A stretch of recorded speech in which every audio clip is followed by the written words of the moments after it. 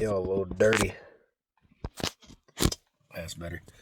Um, I just pulled up to what is likely going to be my last call for the day because it's pretty mild. I don't think anything else is coming from the office right now. But the service call I just pulled up to is the AC. They say the AC is running nonstop.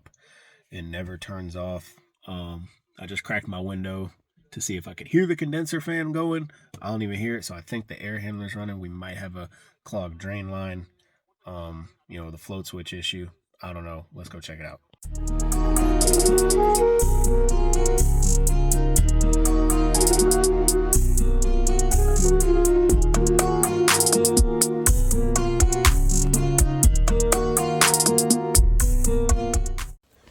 Tenant said that he's about to hit a switch and meet me out here.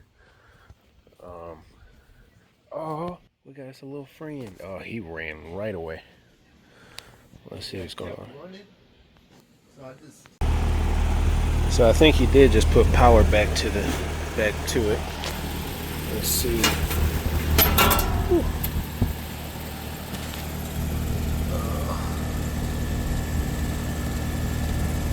Just to see what happens to the contactor.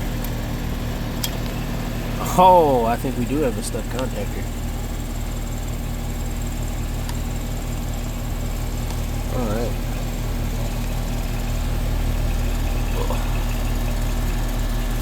You said both your thermostats are off, right?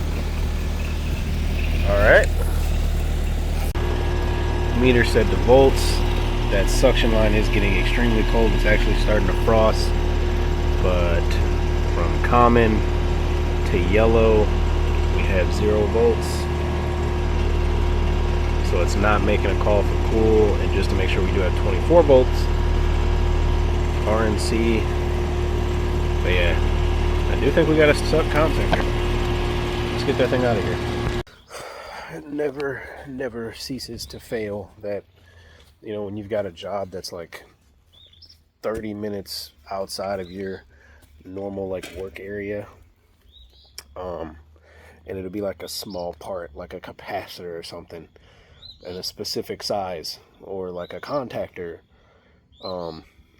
and you run out and you've got to drive back to town to go get it. So I did just kill about 30 minutes to go to our local Tempstar dealer supply house and get a single pole contactor. Let's go ahead and install it now that I'm back. Alright, so I'm going to go ahead and put this to continuity, so that way if I touch something of the same path, I'm going to get the beep. So I'm going to come down here to the messed up contacts. Now obviously this is the shunt side, so I should get the tone. With no 24 volts going to either side of the contactor, I should not get a beep here. Unfortunately, I get a beep because these are welded shut. I could probably get a flathead. Oh, well, this one just, no. That's weird. This side is way more pressed down than this side. I don't know if this came from the contactor quickly pressing in and out, or if this is just a factory one. It took its time and, it just met its maker. But I can go across this set of contacts. There is no power. I still have the disconnect out. From here to here, we've got no tone, just like we're supposed to have. And we do have the tone over here. So I can freely press this in and it will work. I got my gauges on, or Bluetooth probes, whatever you want to call them. I'm going to go ahead and put the disconnect in, ask the tenant to cut the unit to cool, get my Delta T's, and I should be out of here. So, just to show you guys what's up here, I don't see a damper for the bypass right here, so I think that's just like an 8 or a 10 inch. Probably looks more like a 10 inch bypass, just going straight through. Got the zone first board up there. It is a 3.5 ton, and dude's got a crap ton of exhaust pipes up here. The unit is back running. The tenants stated that there was a cooling issue, so I'm not going to try to make one. Dang, I don't even know why I had the flashlight blinding myself there. I'm not going to make a problem that wasn't already addressed. I could sit here and nitpick the drain line. I could nitpick the subcooling on the system, but the tenants never said that there was an issue with the unit keeping the house cool, just that the unit would not stop running. And we know that it didn't stop running outside because the contactor was stuck. Crazy to think that I thought this was like a float switch issue. This pan is bone dry. There isn't even a float switch in the... Okay, there is one in the emergency pan, but not in the secondary port. So I'm gonna wrap this up here, and should be done. Should be done. Everything's looking good. Man, everything's looking great. I want to apologize for me not being prepared. But the only issue was the stuck contactor outside. Okay. So I'm assuming your indoor wasn't even running. You just heard the outside running constantly. I don't know, man. Like, it would run. It'll run inside. It would run inside? Yeah, it just wouldn't cut off. Okay. Man, that's crazy. That's crazy. Because it shouldn't. When I first got here, when you first cut the power on and everything, and it just kicked right on, there was no signal coming from your thermostat to tell it to run. Oh, really? Yeah, so that immediately told me that, again, those contacts are stuck. I could get the old part and show you. Yeah, I would need a screwdriver to pry it open. Okay. But it is back running now. It should shut off. You could set the thermostat back to whatever you want. Okay. Did it keep you guys cool? I mean, they didn't say anything in the notes that you guys were having any issues keeping the house cool. No, we were just worried about it keep on running to run up the electric bill. That is something that everybody be worried about, I understand. But no, it'll shut off. Okay. Thank you so much, man. No problem. I set your upstairs thermostat back to 74 where y'all had it. That's perfect. So okay.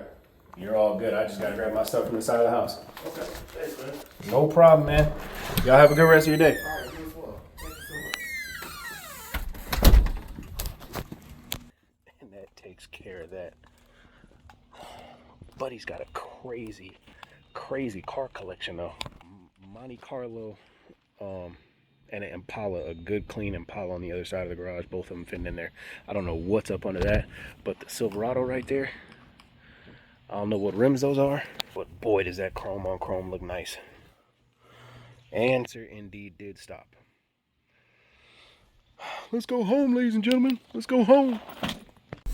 So that's, man, this has been one like really kind of just slow week. I don't know if anybody else is approaching. I guess down here, being down in the south, this is now the slow season. Up north, I'm assuming this will probably start being the busy season. But with that being said, the beginning of the week, like all weekend, and Monday was kind of a cool day. Like, I think we were in like the mid to low 60s. Yesterday we got hit with high 70s, and today it reached 80.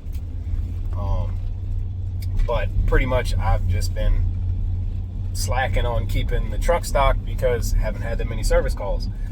In the summertime, you know, I'm constantly running around swapping parts, so it's easy to keep a lot of parts on the truck. Every time I stop into a supply house, I'm gonna grab one of everything, just to make sure I got it on hand.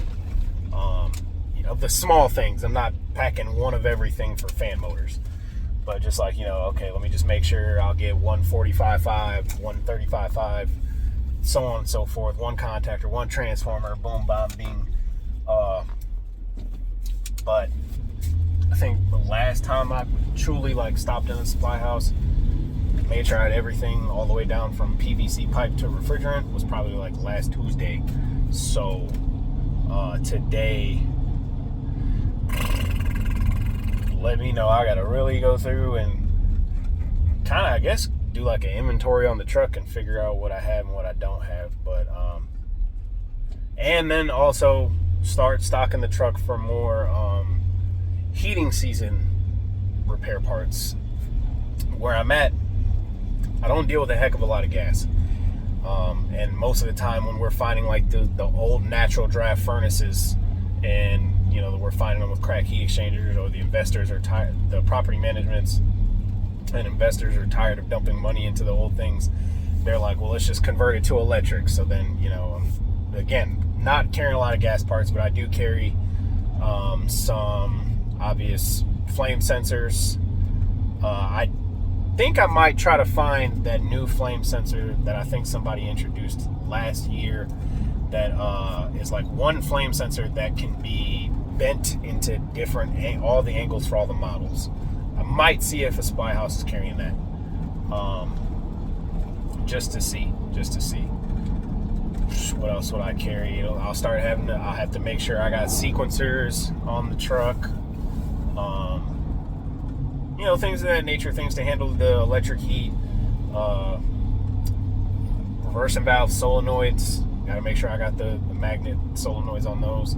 I really am going to try not to misdiagnose a reversing valve this year, when all I need to do is replace the magnet instead of replacing the whole darn component. So with that being said, I'm not going to make it to a Supply House before they close. I'm going to head home, but I'm going to make sure that tomorrow, probably on my lunch break, that I just hit either at local Epteen or Johnstone and fill up my truck. Those are primarily the two supply houses I go to. I love my guys down at the Baker Distributors on both sides of town. That's the only supply house where there's duplicates. There's two Bakers in Augusta.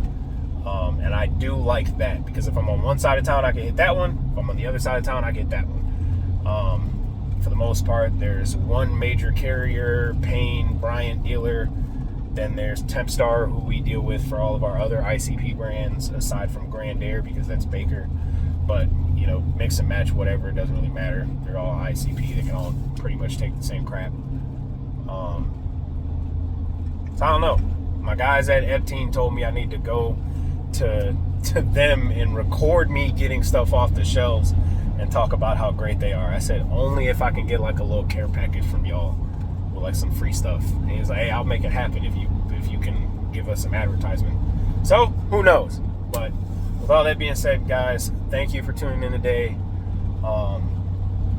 As long as I got calls coming in, I will do my best to record them and show them to y'all, and I will see y'all on the next one.